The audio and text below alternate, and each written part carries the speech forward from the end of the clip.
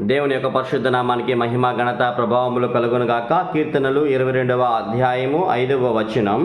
వారు నీకు మొరపెట్టి విడుదల నొందిరి. చిన్న ప్రార్థన. పరిశుద్ధ ప్రేమగల తండ్రి, వాక్యాన్ని మాకందరికీ బోధించమని యేసు నామములో అడుగుచున్నాము తండ్రి.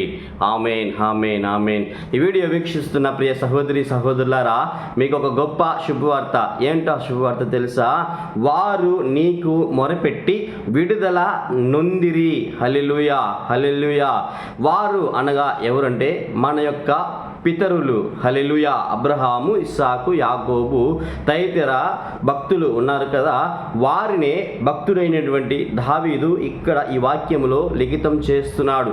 వారు నీకు మొరపెట్టి విడుదల నొందిరి. హల్లెలూయా. చూడండి, వారి యొక్క శ్రమల కాలములో, వారి యొక్క అవసరత కాలములో వారికి ఏది కొరతగా ఉన్నదో ఆ కొరతను బట్టి, వారి యొక్క అక్కర్లను బట్టి, వారి యొక్క అవసరతలను బట్టి నీకు మొరపెట్టిది అంట. హల్లెలూయా. నీకు అనగా ఎవరంటే ఆయనే సర్వమును సృజించినటువంటి దేవుడు. హల్లెలూయా. ఆయనే సర్వమును పాలించేటువంటి దేవుడు. హల్లెలూయా. ఏది అవసరమో అది దయచేయు దేవుని యొద్ద వారు మొరపెట్టిరంట. మొరపెట్టినవన్నీ పొందుకొని ఉన్నారంట. హల్లెలూయా. ఈ యొక్క వీడియో వీక్షిస్తున్నటువంటి నీవు నేను ఏమి చేయాలో తెలుసా?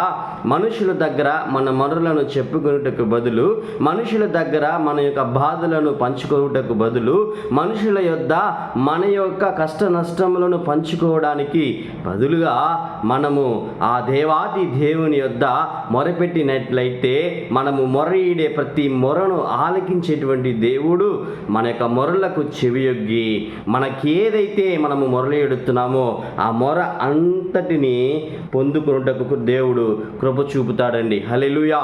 ఈరోజు మనకి కావలసినటువంటి ఒక మెలుకువ ఏంటంటే, మనం ఎదుర్కొంటున్నటువంటి ప్రతి సమస్యను కూడా, నాసికలో శ్వాస లేనటువంటి ఆగిపోయేటువంటి మనిషిని యొద్ద మనము మొరపెడుతుంటే మన కార్యాలు ఆయా సందర్భాలలో సఫలం కాకుండా ఉంటాయి.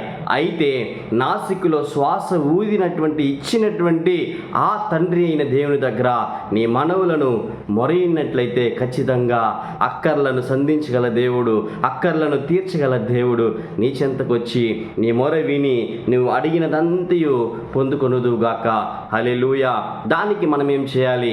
ఆ దివ్య సుందరుని యొక్క పాదములను పట్టుకొని మన యొక్క మొరలను చెబుదామా? చెప్పినట్లయితే ఖచ్చితంగా నీ మొర ఆలకించబడుతుంది. హల్లెలూయా. దేచి ఆయన పాదములను పట్టుకొని నా మొర విను ప్రభు అని ఆయన పాదములను పట్టుకున్నట్లయితే ఈ యొక్క ఉదయకాల సమయంలో దేవుడు నీ యొక్క మొరలన్నీ ఆలకించి వాటన్నిటిని దయచేయనుగాక. ఆమేన్. ఈ వాక్యము నీకు నీ హృదయమునకు సమాధానం కలుగ చేయనుగాక. ఆమేన్, ఆమేన్, ఆమేన్.